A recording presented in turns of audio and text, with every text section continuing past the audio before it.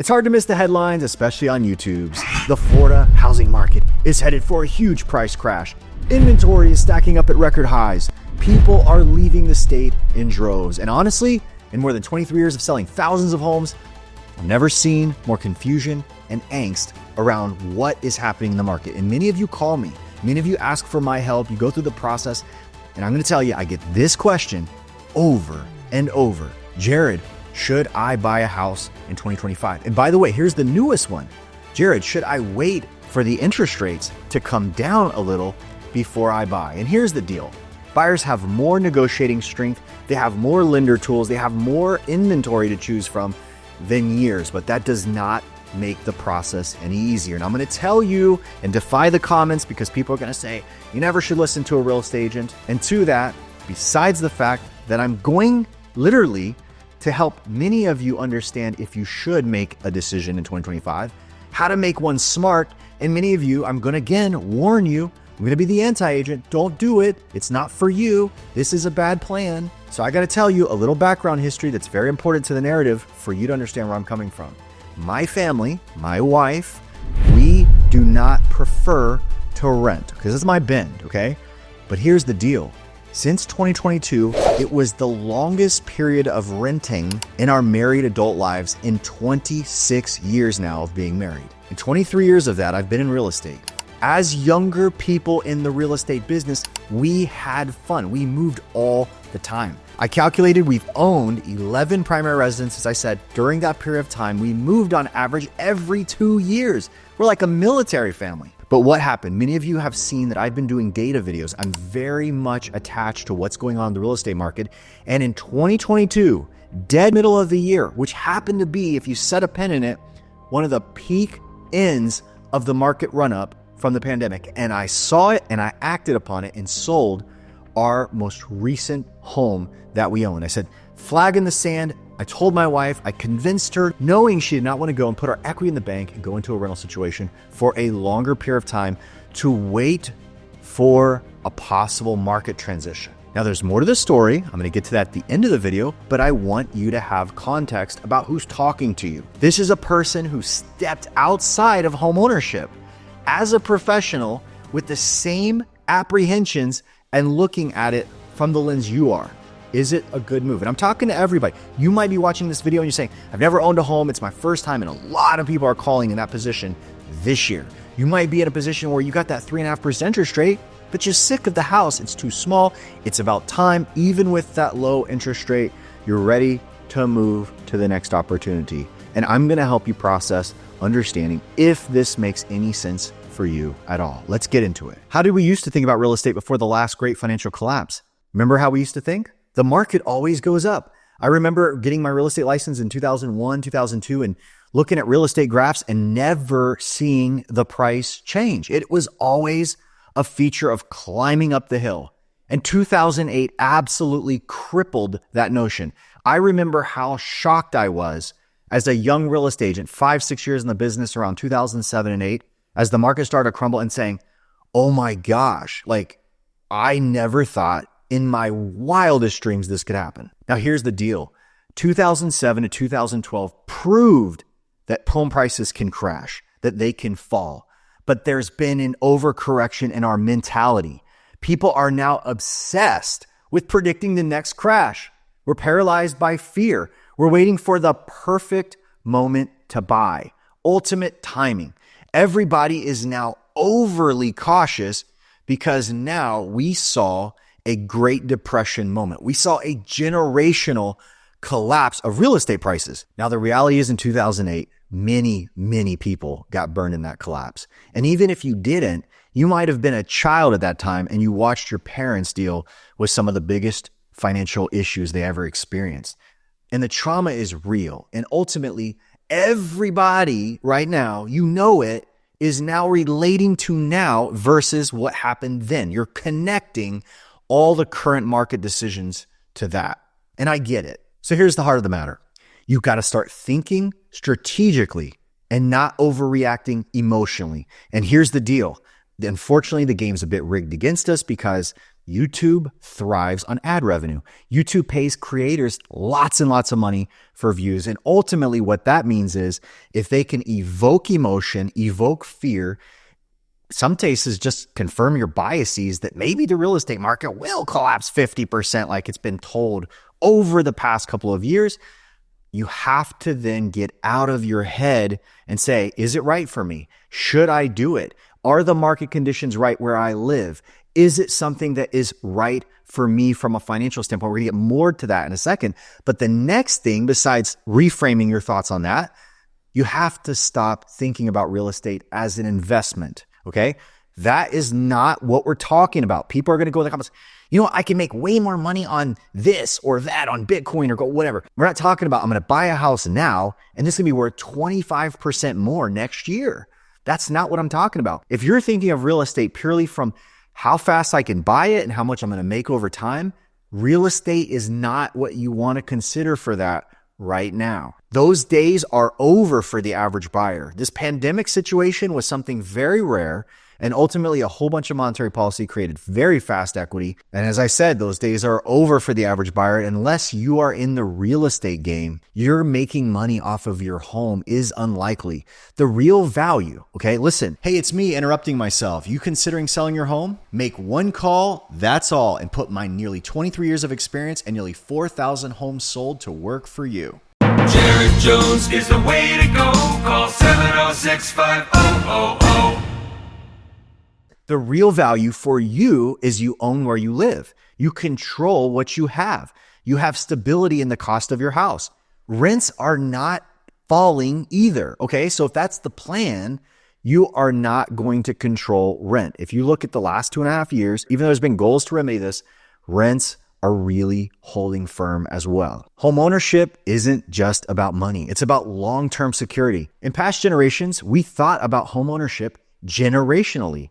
People used to pass homes down to build generational wealth. And I'm at fault for this. I mean, there could have been many homes I could have held on to and passed to my kids and been in a much different position than now. I would tell you, as something I tell my kids, one of the biggest regrets I have is I did not hold on to enough of the real estate that I owned in the past. I could have, and I didn't. But as I said, from the pioneer ages of America, all the way to our great-great-grandparents, we didn't flip around houses.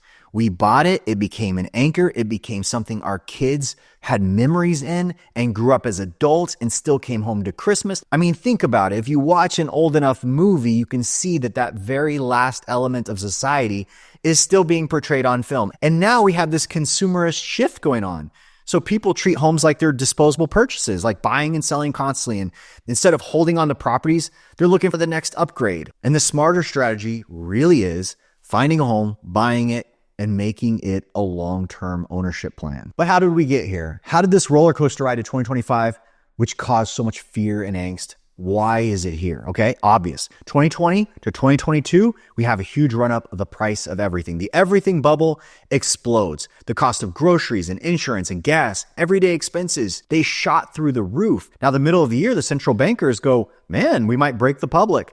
So what do? They start to fight inflation by raising the interest rate. They raised the central bank rate, the 30-year fixed, you know the story, shot from like 3%, record low, goes up to almost 8%. Overnight. By October of that year, it's like 4 months span, slams the brakes on the entire housing market.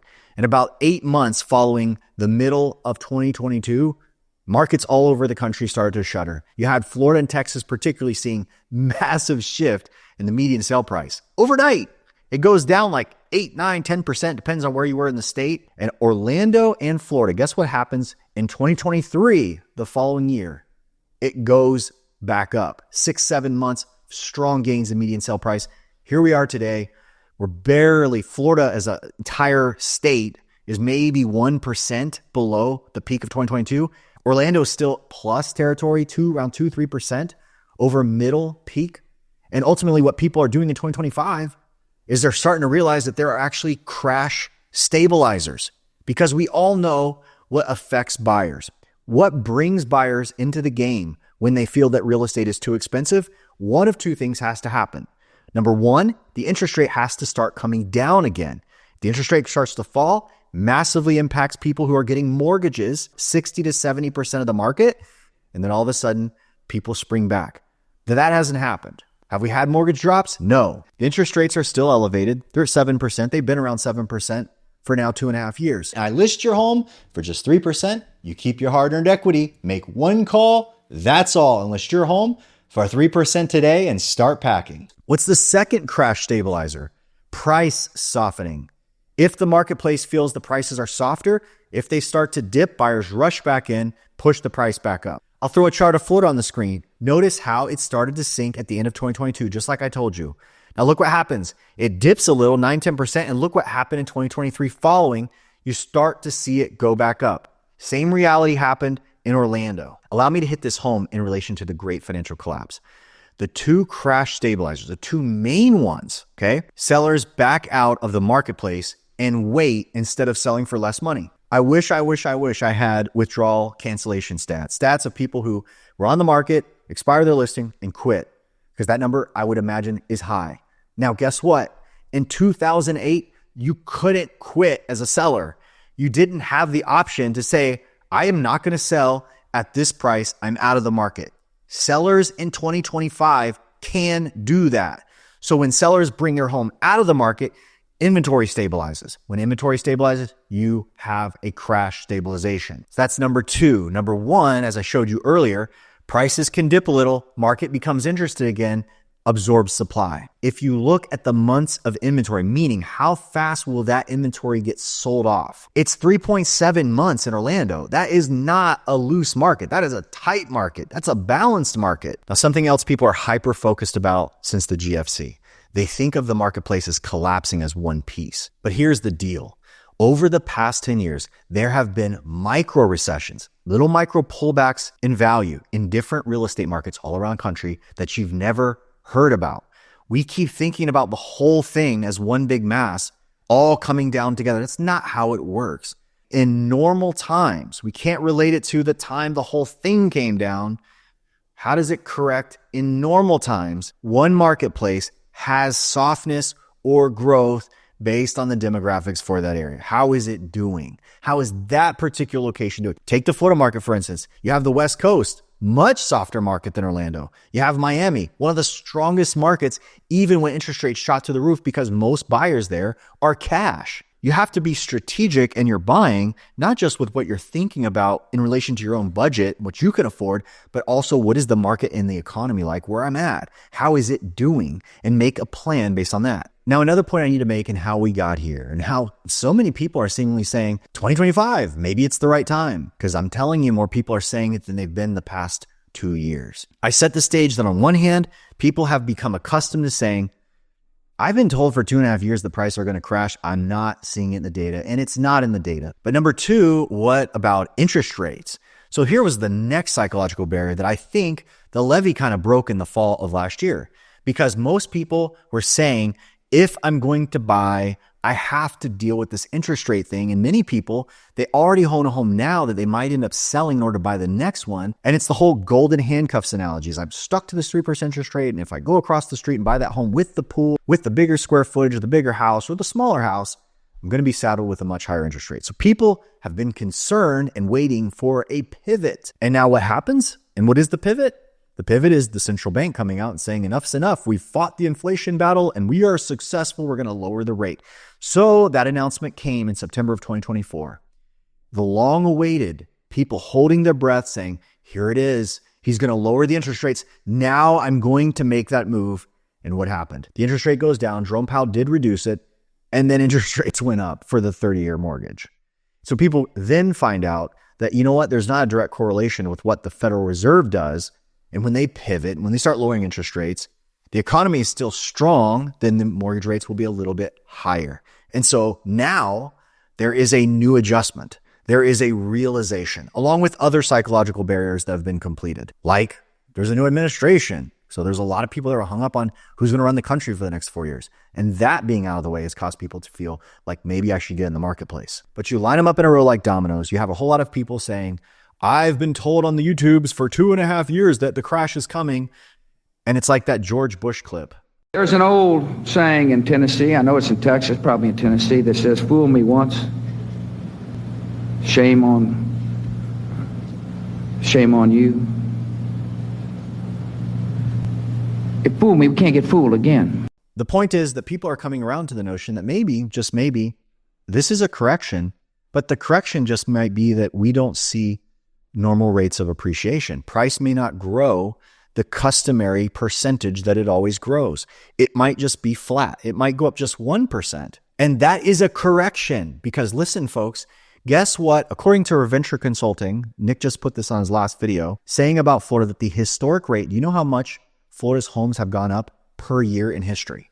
If you just average it all out, 5.4%. Okay. So at the same time, the same claim will be made on Venture Consulting that we are 20% plus even overvalued. Okay. So here's the deal. If your statistical growth rate is 5.4% for 3 years, you just go flat. That's 16.5% that you didn't gain that chips away at that 20% overvalue. My point is, if we're being intellectually honest now, with a 2 year span of data, it's not a crash down. It's just a flattening and stability of price. It's a sideways crash. It's a crash where your value isn't changing. And here's the deal.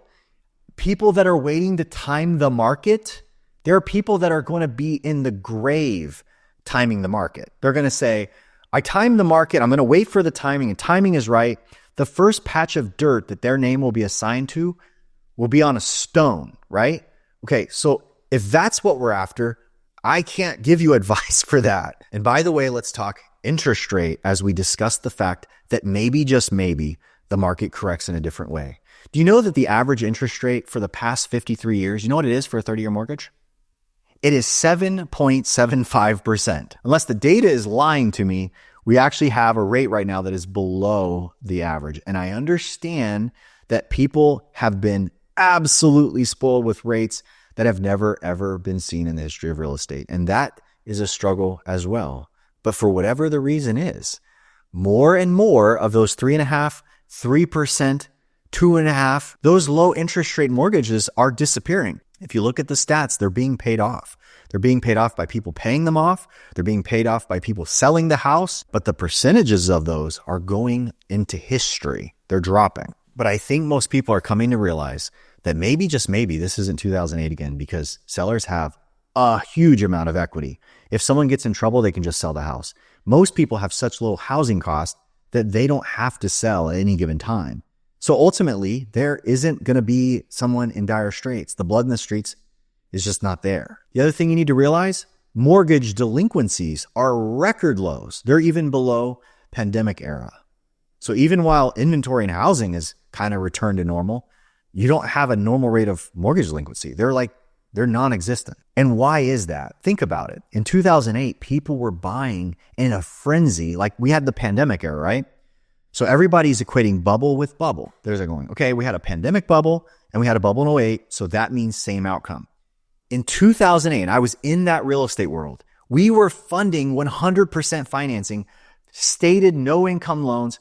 All kinds of people were pulling those loan types. I was younger in the business then. I don't remember anyone that I sold homes to, including the homes I bought in that era. No one got a 30-year fixed. Like they just didn't exist. So on top of the fact that no one had skin in the game in '08, there also was this reality that everybody's mortgage was about to adjust in 2 or 3 years' time. So they had these sweet teaser rates where they weren't paying any principal. They were just coming in 100% financing, paying interest only. So they weren't even removing any of the debt during the first couple of years that they were paying for the house. So let's make one more comparison to today's bubble in the pandemic era. Who is getting their offer accepted this time? Remember what happened the last couple of years when price ran up? Let's talk about what happened. House hits the market. There were so many buyers coming through that it was merciless on the sellers across the country. They would leave their homes and stay in a hotel for 3 days because we had so many showings they could not enjoy their own home. Offers on a single home reached 50, 75. And who won the offers? Was it someone with 100% financing with no money to put down? No. It was people that had all cash, a ton of cash, who could overpay, who didn't need appraised value because they probably weren't getting one anyways because the loan risk for that person was so low. These are who bought up the houses over the past couple of years. But I digress. The reason why people are asking the question right now is because they're realizing my rent's not going down and home prices aren't going down and mortgage rates are stable and this is life. And for everybody out there who drop in the comments, I'm timing the market. Okay, go you. But you know what? It isn't free to live anywhere you're living, okay? So if you rent right now, you already are paying for debt. You're just paying for your landlord's debt. If you own a house now and you're miserable in it, you're going to make decisions on whether or not you're fed up and want to move. And people are now saying that. So it's with that I want to give you a little bit of analysis of who should and who shouldn't buy a home in 2025. The crux of the issue. Then if you are thinking, I fit in the category that I want to buy, I'm going to give you some helpful tips about what to do in the process, how to save money on interest rates, how to bend the market into your advantage. Let's get into it. Number one, if you're buying a home to live in for 5 or more years, it makes sense to buy, period. This is not a quick flip. You have to get back to traditional thinking in home ownership. Next, you have to find a home you love, or at least really, really like. And I'm saying this with conditions. You find a home you love and the budget works. You find a home you love, and if you have to go to peas and carrots to get it, you won't be miserable in your lifestyle. Because if you change some things to step up to a house that you're absolutely enamored about, it has to work for you. Finding a home you love means that the year after you buy it, you'll say, oh, I hate this location. I hate this area. I need to go across town. I need a couple more bedrooms. Oh, I bought a house and I might get relocated next year to some other area.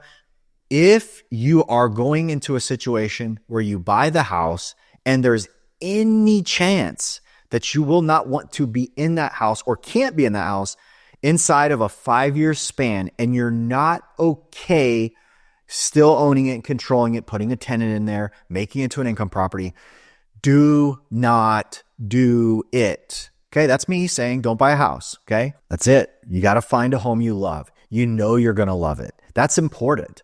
And you got to plan for that. And if the numbers don't work, at the end of the day, you look at it and you say, I really like this area, but the prices here are a little higher. And then when you realign your budget, you let go of a few things that you're currently paying for, and then you're miserable about it, probably not a good plan, okay? This is for the people that this is a priority for them, and for what it costs them to get the home, everything just will work. They will be thrilled.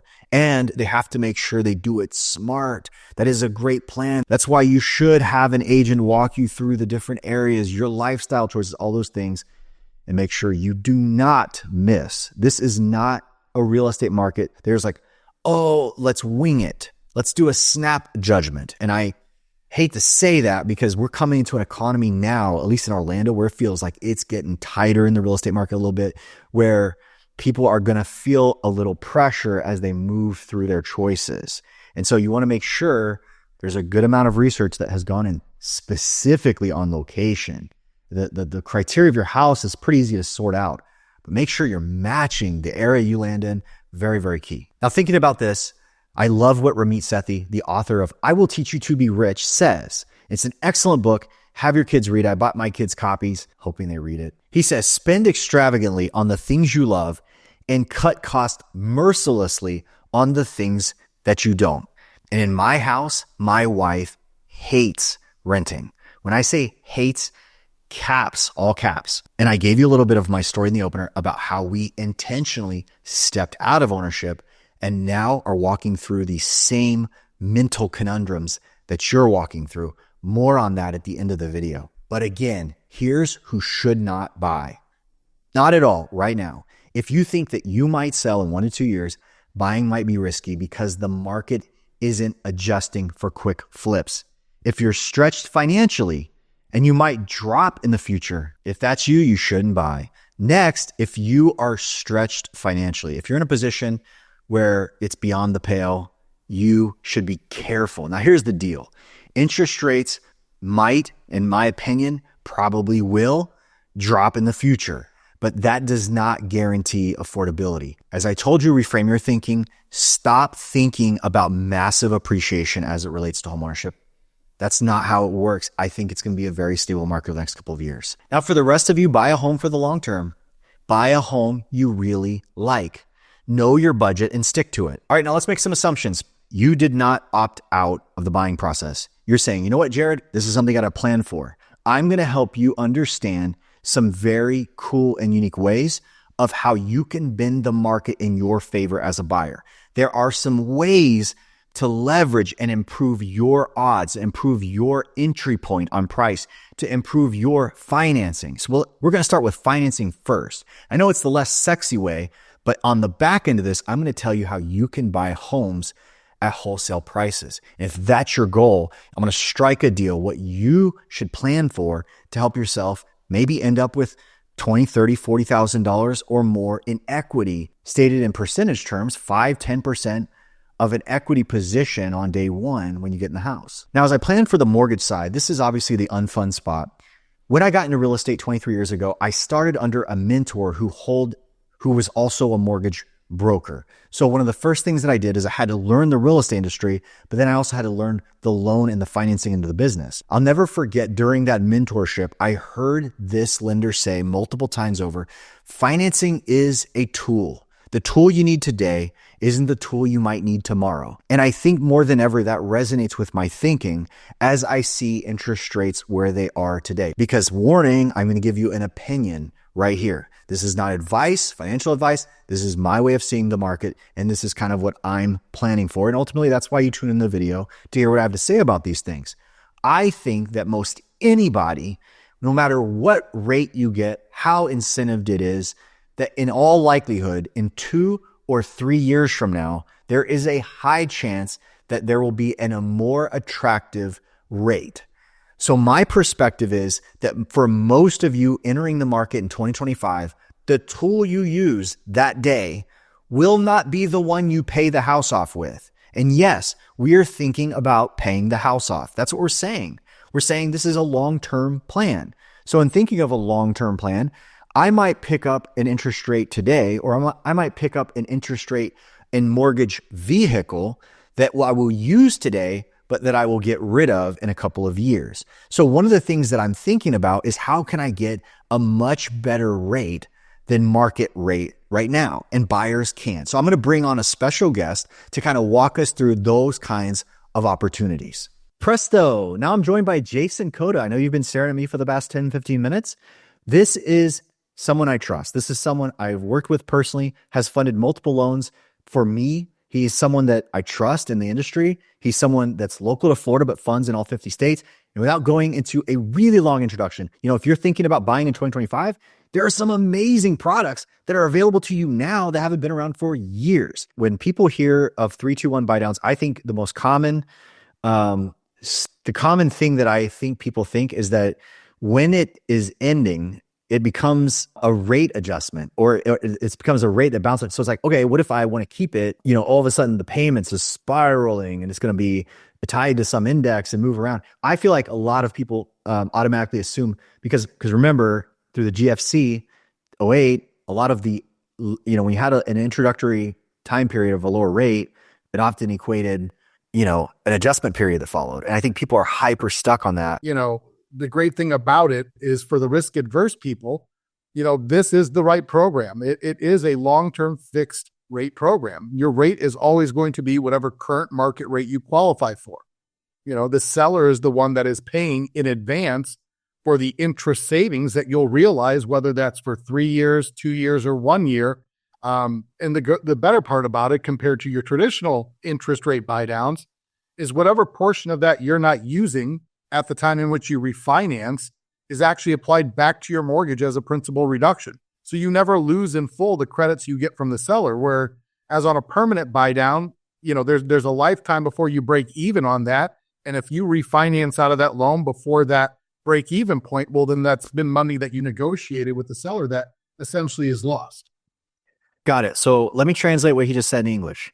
Number one, he said that it starts with some lower introductory rates, which I just described a situation where a buyer went in, had a seller pay back a concession, which starts the rate around 4%. That was, and again, this was rate locked at that time. Might be the same today. Don't know. Not promising that. But 4%. Then year 2 is 5%. And year 3 is around 6%, 5.99.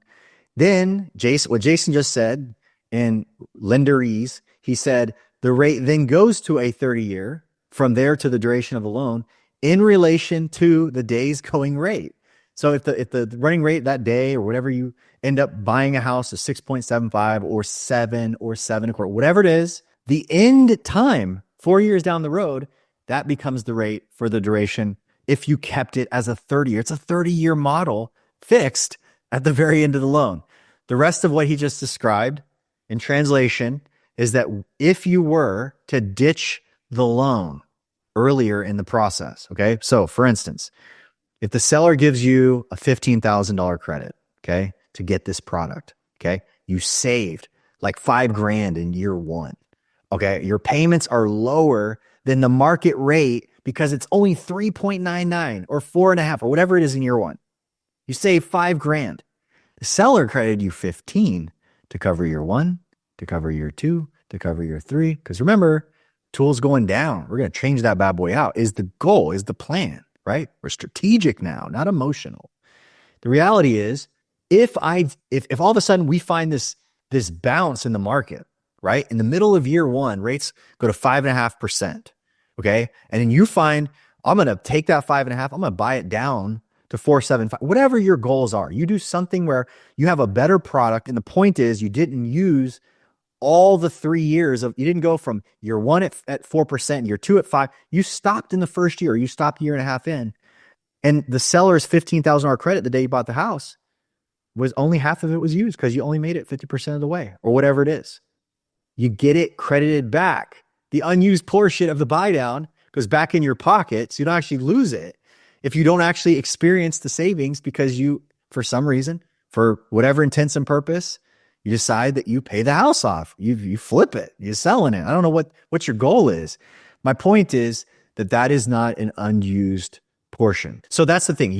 There's people out there negotiating upfront with sellers. If their agent's strong enough to get those credits back, they get a credit and they can get a 30-year starting rate at a 6.5 or whatever, 6.25. So that can be from day 1, or you can take that same cash and do a 3-2-1 where you really start low in the front end. Before we jump off, Jason, is there anything else in the product space, things that are niche-y, new that people are kind of taking hold of right now? I mean, whether you currently own, and because of the market, maybe being a bit slower, we have a buy now, sell later program that can help you get an offer out on your home using the existing equity on your current property before you actually sell it, to be able to make sure you don't either have to write a contingent offer and have the money in hand for you to qualify with that loan. So that's a great one that we've seen a lot of lately in this market, especially coming out of the winter months where things tend to slow a little bit.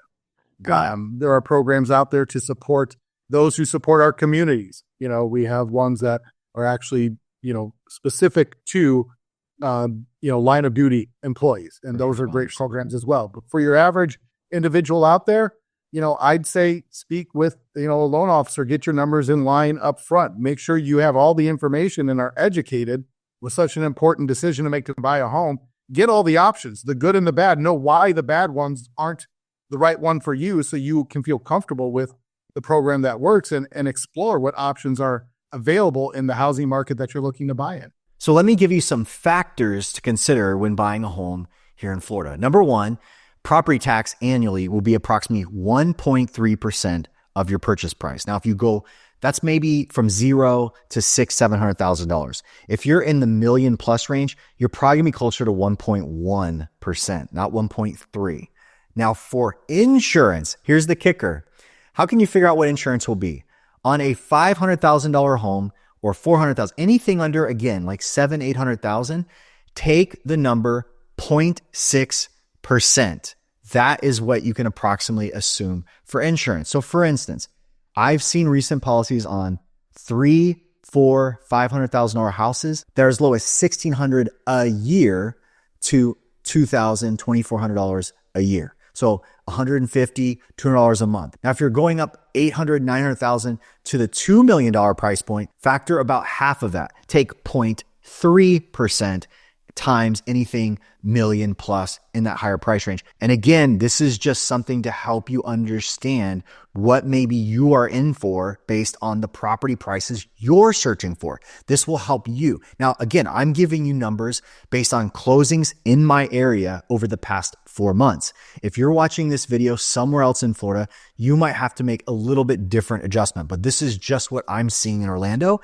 And I say that this is kind of a hidden gem for buyers because I think there's a whole lot of buyers that are suffering from bad information. They do not understand that these prices have come way down. So people are out there parroting insurance is really bad in Florida like California. No, California is 2 or 3 years behind Florida. Florida's mess was a couple of years ago. It was the pinnacle of absolute insurance chaos in 2022 going into 23. Insurance legislation forever changed the game, and we are 100% in a 180-degree turn from that environment. And people don't know it. And because of that, there's maybe, just maybe, a little less demand where you're at until people actually figure it out and reporting catches up to exactly what's going on. Now, let's say that the qualms you have are that you want a good deal, okay? So most people that want a good deal, they usually default to timing the market. And I told you that most people that time the market, if they were to look in the back 2.5 years, at least in Orlando, the dip you could have found, I mean, number one, it was past before you found it. But number two, you might have beat the market a couple percentage points. Like they're not major shifts. So in the reality, like I told you, you're probably going to time the market to your gravestone. That'll be the property you own first. Or you, if you rent, you're probably paying thousands more in your landlord's debt than you're actually really going to save in market timing. So here's the thing. If you're trying to find a deal, understand this, there are soft spots in every single market. Okay. Now, do you want to buy in a soft spot? You know, soft spot means lower demand. That area doesn't have as much demand. So is it safe? You know, weigh those options. Number two, you can get a deal if you're buying in a pocket where the area has cosmetic needs. There's a lot of awesome neighborhoods across Central Florida where the homes are just a little older and the people that have lived in them the entire time, 30, 35 years. You got some of the original shag carpet and weird looking wallpaper on the walls and, you know, pink cabinetry and all that kind of stuff. And ultimately, there's a whole lot of buyers, not just in the first-time home buyer realm, but even the luxury price ranges. I'm seeing some amazing houses in the 1.4, 1.5, 1.8 range that could be absolutely amazing. But in all of these cases, do you have the time, energy, or interest? And here's the thing I will say. If you're looking around the median price point, there are a lot of these opportunities in great areas. Okay, so there's opportunities for you to come in. You can do some of that cosmetic work. I know a lot of trades. I've flipped a lot of real estate. So as far as the area is concerned, I kind of help you find and guide you into these types of situations. So the thing is, what happens? You can get into a gray area. You can start at a great price because the rest of the market, many of them, the buyers don't have the patience or the cash power to do the upfront work. Because what's going to happen is you're going to put your down payment down and your closing costs. And by the time you close, you got to then have some of that little capital left over, put 10, 15, 20, 50, 100, whatever your budget will be for those types of things into the property. But you're buying it. Here's my entry price. Here's my cost of repairs. Here's my repaired value. I still have a nice gap of equity. I'm in a good position for what I've entered the price at. And that is a good way to get a discount in 2025 anywhere and in good areas.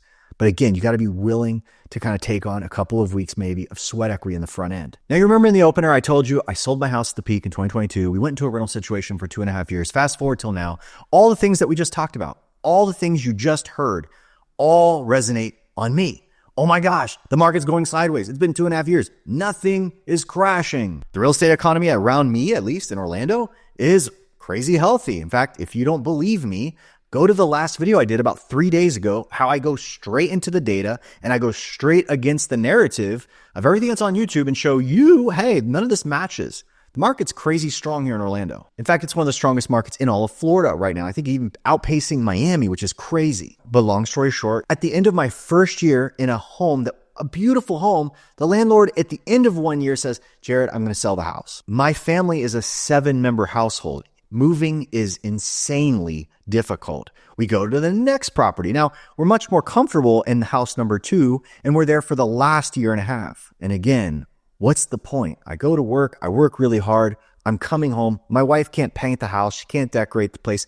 My family can't really kind of call it our own, build ourselves into it. All the things you love for home ownership, those things you don't get in a rental narrative. And again, I'm not going to try and denigrate rentals. If you want the high life and you want to travel a lot and you don't care about home, and if you want to give all of your money to entertainment venues that get you out of your house, and again, around the world or travel, those are phases of life that probably don't match what was important for my family. Again, sharing this so you know where I'm coming from. But following all the rules that I gave you, the exact guidelines, we went and bought a house in December of this year. We just got back in the market, super happy, super pumped, followed the rules, house I love.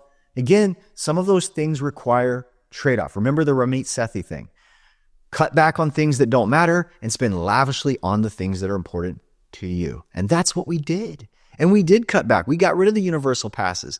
We did some changes and saved some money in areas that just aren't as important to us as owning our own place.